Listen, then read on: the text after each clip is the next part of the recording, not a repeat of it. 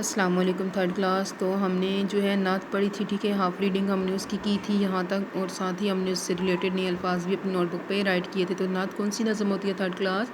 ایسی نظم جس میں حضرت محمد صلی اللہ علیہ وآلہ وسلم کی تعریف بیان کی جائے۔ حضرت محمد صلی اللہ علیہ وآلہ وسلم کی تعریف میں لکھی جانے والی نظم کو نعت کہتے ہیں، ٹھیک ہے۔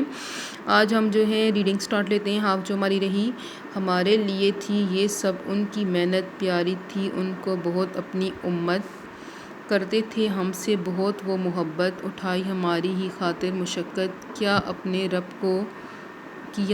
رب کا پیغام عام، پھیلایا جگ میں دین اسلام، رکھنا باقی اس کا اب نام، ہمارا ہے کام، ہمارا ہے کام، ٹھیک ہے۔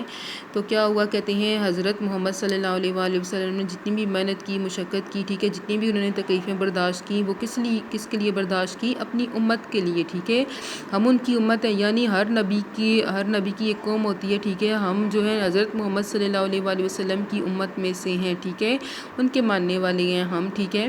تو کیا ہے کہ انہیں کیا تھا، ان کی یہ ساری جو محنت انہوں نے کی، جتنی بھی تکلیفیں مصیبتیں برداشت کی، کفار کے ظلم و ستم برداشت کیے، ٹھیک ہے، اللہ کے دین کو عام کیا، کیونکہ ان کو اپنی امت جو ہے وہ بہت پیاری تھی۔ وہ چاہتے ہیں کہ ان کی امت دنیا اور آخرت دونوں میں کامیابی حاصل کرے، ٹھیک ہے۔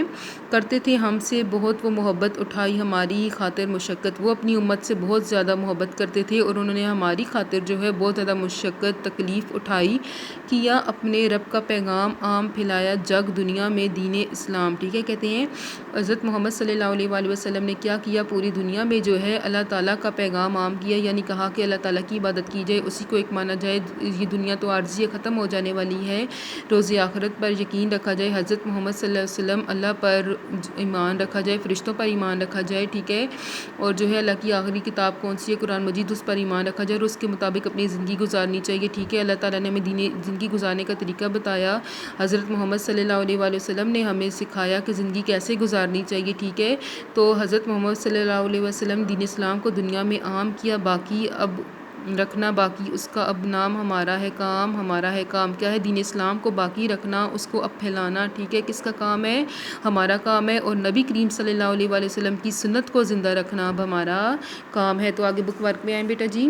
حضرت محمد صلی اللہ علیہ وآلہ وسلم کی تعریف میں لکھی جانے والی نظم ڈیش کہلاتی ہے نعت۔ لفظ جگ کے معنی ڈیش ہیں دنیا، آپ صلی اللہ علیہ وآلہ وسلم نے نفرت کے بدلے ڈیش سکھائی محبت، عام کا ہم آواز، لفظ ڈیش ہے کام، ٹھیک ہے۔